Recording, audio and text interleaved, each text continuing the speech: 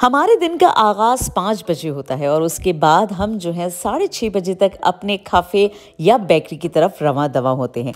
आज की व्लॉग में मैं आपको बताऊंगी कि हमने अपना ये छोटा सा कारोबार कैसे स्टार्ट किया।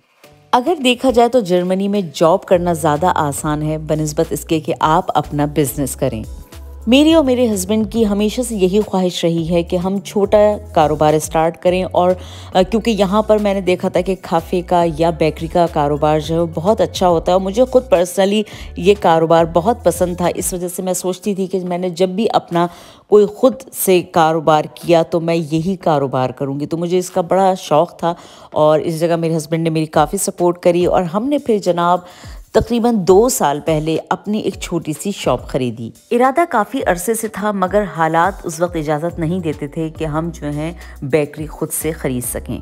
आज से 3 साल पहले उस वक्त कोरोना भी नहीं था जब हमने बेकरियाँ देखना स्टार्ट करी और बेकरियाँ हम गीज़न में भी देख रहे थे। उसके साथ साथ हम मारबुर्ग यानी यहाँ से तकरीबन 10-15 किलोमीटर दूर जो है एक सिटी है जिसको मारबुर्ग कहा जाता है, वहाँ पर भी हम बेकरीज देख रहे थे। हफ्ते में 2 से 3 बार हम वहाँ जाते मारबुर्ग, वहाँ पर भी बेकरीज देखते। उसके अलावा गीज़न में भी हमने कुछ एजेंसीज से कहा हुआ था कि हमें इस तरह की एक शॉप चाहिए जो कि मेन सिटी में हो, मगर वही बात है कि हम लोग देखने जाते हैं तो कहीं पर कोई मसले आ जाते, कहीं पर कोई मसले आ जाते। ज़्यादातर दुकानें जो हम देख रहे थे उनमें सबसे बड़ा मसला ये था कि जब हम उसकी इजाज़त लेने के लिए सिटी के पास जाते तो सिटी वाले हमसे कहते हैं कि नहीं जनाब, इस दुकान में आप किसी भी किस्म की कोई कुकिंग और बेकिंग नहीं कर सकते। तो ये बड़े प्रॉब्लम होते थे हमें। बाज़ दफ़ा जगह पसंद आ जाती थी, दुकान पसंद आ जाती थी, उसका किराया भी अच्छा होता था, मगर इन वजूहात के बिना पे हमें वो दुकान जो है वो छोड़नी पड़ती थी।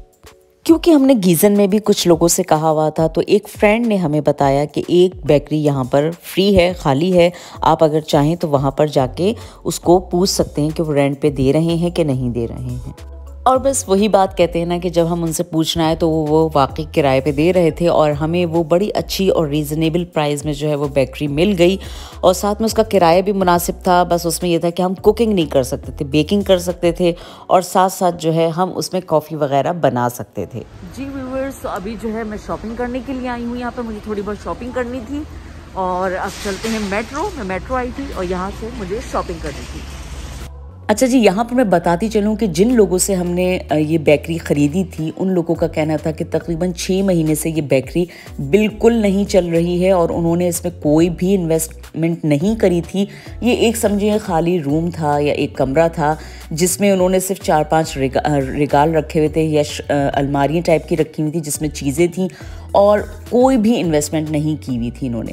खैर बहरहाल जब हम गए तो हमारे लिए ये एक सबसे बड़ा चैलेंज था कि हमें उस रूम को एक कॉफ़ी या बेकरी में जो है चेंज करना था। उसमें सारी चीज़ें हमें लगानी थी जिसमें एक कहना चाहिए कि काउंटर भी था, हमें फ़र्श भी उसका नया लगाना था, दीवारों पे नया कलर करना था, कॉफ़ी मशीन लेनी थी, उसके अलावा पूरा किचन बनवाना था, सिंक की तरफ का एरिया बनवाना था। तो ये वो चैलेंजेस थे जो कि हमें उस वक्त करने थे। जी जनाब, अब हमारा चैलेंज स्टार्ट हुआ। हमें सबसे पहले जो था फ़र्श चेंज करवाना था जो कि बहुत ज़्यादा ख़राब था। हमने सबसे पहले उसका फ़र्श चेंज करवाया। उसके साथ जो है हमने काउंटर जो था, काउंटर को हमने नया नहीं ख़रीदा बल्कि हमने एक वर्कर को बुला के उस काउंटर को बिल्कुल एक नया शेप दे दिया जिससे वो थोड़ा सा मॉडर्न और स्टाइलिश लुक लगने लगा। उसके साथ साथ जनाब सबसे बड़ा मसला जो था वो ये था कि कॉफ़ी मशीन ख़रीदनी थी और कॉफ़ी मशीन जो थी काफ़ी कॉस्टली होती है। जिन लोगों को कॉफ़ी मशीन का आइडिया होगा उनको मालूम होगा कि कॉफ़ी मशीन जर्मनी में कितनी महंगी मिलती हैं। तो हमें नई तो लेनी नहीं थी, हमें कॉफ़ी मशीन जो है वो पुरानी लेनी थी। इस वजह से हमने तकरीबन सेकंड हैंड जो मशीन ली थी वो हमें 5000 यूरो की मिली थी। मुझे अच्छी तरह याद है कि जिस दिन हमने फर्स्ट डे अपनी काफ़े जो थी उसको ओपन किया था तो उस दिन हमारे पास 10 लोग आए थे क्योंकि वो ऑलरेडी चल ही नहीं रही थी बेकरी, तो उनको पता ही नहीं था लोगों को इर्द गिर्द के यहाँ पर जो है एक काफ़े भी है। इसी तरह 10-10, 15-15 लोग रोज़ाना आते और चीज़ें ख़रीद के छोटी मोटी और चले जाते। उसी में हम बड़े खुश हो गए थे कि चलो शुक्र है लोगों को कुछ पता तो लगा। और वही फेस दोबारा आते थे, यानी जिनको मालूम था वही लोग आते थे। उसके अलावा नए लोग जो थे वो उस वक्त नहीं आ रहे थे। अभी हमारा काम स्टार्ट हुआ ही था कि जनाब कोरोना ने जो है वो पूरी दुनिया पे कब्ज़ा कर लिया और इस वजह से हमें तकरीबन 2 महीने के लिए जो है वो अपनी बेकरी बंद करना पड़ी। यानी अभी हमें सिर्फ 2 महीने हुए थे अपनी बेकरी को खोले खोले हुए, और 2 महीने बाद ही हमें अपनी बेकरी को बंद करना पड़ा। हमें इस बात का एहसास हो चुका था कि हमारा फैसला ठीक है, सिर्फ टाइम गलत है। फिर जनाब ये हुआ कि हमने बेकरी ओपन करी फिर से 2 महीने बाद, और हमने तकरीबन 4 महीने, मुझे अच्छी तरह याद है, उसमें काम किया है और दिल लगा के काम किया है कि एक दिन, एक वीकेंड पे हमारी शॉप जो है उसकी बराबर में एक फैमिली रहती थी जर्मन, उनकी कॉल आती है। अच्छा जी, उन्होंने हमें एक ऐसी शॉकिंग न्यूज़ दी जिसका सुन के हमारे पैरों तले ज़मीन निकल गई। उन्होंने हमें ये बताया कि एक रात पहले हमारी शॉप पे किसी ने चोरी करने की कोशिश करी थी, और शीशा जो था, जो हमारी शॉप का मेन विंडो थी जिस पे शीशा अच्छा खासा बड़ा लगा हुआ था, उस पे किसी ने जो है वो कोई चीज़ ऐसी मारी थी जिस पे पूरा शीशा जो है वो चकनाचूर हो चुका था, टूट चुका था। ये न्यूज़ हमारे लिए बड़ी ही शॉकिंग थी। हम वहाँ जब पहुँचे हैं तो हमें समझ नहीं आ रहा था कि हम क्या करें, क्योंकि हमने अभी काम स्टार्ट भी नहीं किया था कि ये सब परेशानियाँ हमें फेस करनी पड़ रही थी। दूसरे दिन जनाब इंश्योरेंस वाले आए, उन्होंने उस जगह का जायज़ा लिया। शीशा ऑर्डर पे बनने चला गया, तकरीबन उसमें 1 हफ्ता 10 दिन लगने थे, और साथ में उन्होंने वहाँ पर एक पेपर लगा दिया था जिसकी मदद से उन्होंने हमें इजाज़त दे दी थी कि आप इस वक्त अपनी शॉप ओपन कर सकते हैं। तो ये हमारे लिए एक अच्छी चीज़ थी कि हमारी कम से कम शॉप बंद नहीं रहेगी। अच्छा, इस हादसे से हुआ क्या? इस हादसे से ये हुआ कि चोर तो अपनी चोरी करने आया था और उसने इतना नुकसान किया हमारा, और वो चला भी गया। अच्छा, इससे ये हुआ कि हमारे बारे में काफ़ी हद तक ये मशहूर हो गया कि ये यहाँ पे नई बेकरी खुली थी और इनके साथ ये प्रॉब्लम फेस कर रहे थे ये लोग, उसके बावजूद ये प्रॉब्लम भी इनको फेस करना पड़ी। तो जो लोग हमें नहीं जानते थे उन लोगों ने भी हमें जान लिया, और सब ने आके हमसे, जो कि जर्मन्स थे, उन्होंने आके हमारी बड़ी ही हौसला अफजाई करी है कि आपने इतने मुश्किल हालात में भी अपने आप को इस तरह मजबूती से लिए खड़े हुए हैं और ये काम कर रहे हैं। तो मैं तो कहती हूँ कि जिस चोर ने आके बुराई करने की कोशिश करी थी, वही हमारे लिए कहना चाहिए कि एक हथियार बन गया, और मैं इसमें अल्लाह ताला की बहुत शुक्रगुजार हूँ, क्योंकि बाज़ दफ़ा हम ये सोचते हैं कि शायद ये चीज़ हमारे लिए सही नहीं हुई है, मगर वही चीज़ हो सकता है कि हमारे लिए जो है वो कितनी फ़ायदेमंद हो ये हम नहीं जानते हैं।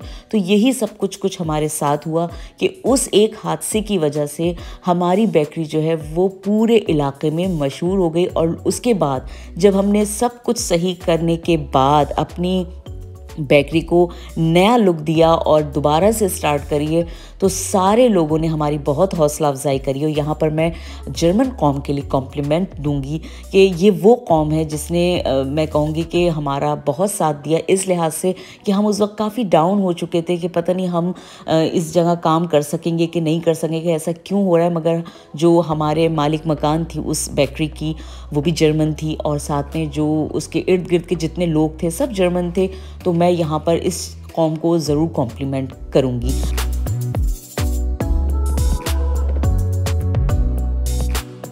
इस हादसे के 2 हफ्ते बाद सब कुछ नॉर्मल हो गया था। हमारी बेकरी में भी शीशा वगैरह नया लग गया था, और हम लोग भी एक पॉजिटिव एनर्जी के साथ जो है वो इस शॉप पे काम करने के लिए तैयार हो चुके थे।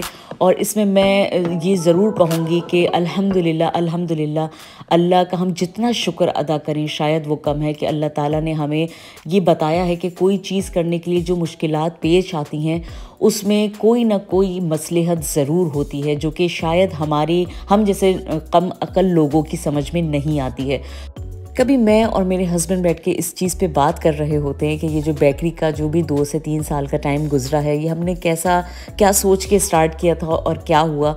मगर मैं वही कहूँगी, और यहाँ पर हम लोग भी यही बात एक टिप के तौर पे मैं आपको बताऊँगी कि अगर कोई भी काम आप करते हैं या कोई भी जॉब करते हैं, आप कहीं पर भी हैं, जर्मनी ही नहीं, पाकिस्तान में है या किसी भी दुनिया के मुल्क में हैं, एक मुस्तकिल मिजाजी, एक जस्तुजू होनी चाहिए काम करने की, मुस्तकिल मिजाजी होनी चाहिए, और इंसान का पॉजिटिव होना एक बहुत इम्पॉर्टेंट रोल अदा करता है आपकी ज़िंदगी में अच्छे फैसले के लिए। हाँ जी, तो एक नई उमंग और एक नए दिन के साथ जो है आप अपनी ज़िंदगी का आगाज़ करें, और जितने भी परेशानी आपको फेस करना पड़ती हैं उनको फेस करें। हो सकता है उन परेशानियों के पीछे आपकी कामयाबी छुपी हो। तो कभी भी इन परेशानियों से नाउमीद ना हो या अपने आप को डाउन बिल्कुल भी नहीं करें। की तरफ जाएंगे, सर्दी बहुत हो रही है। अब मैं बनाऊंगी जनाब गर्मा गर्म चाय और खाना खाएंगे सुकून से।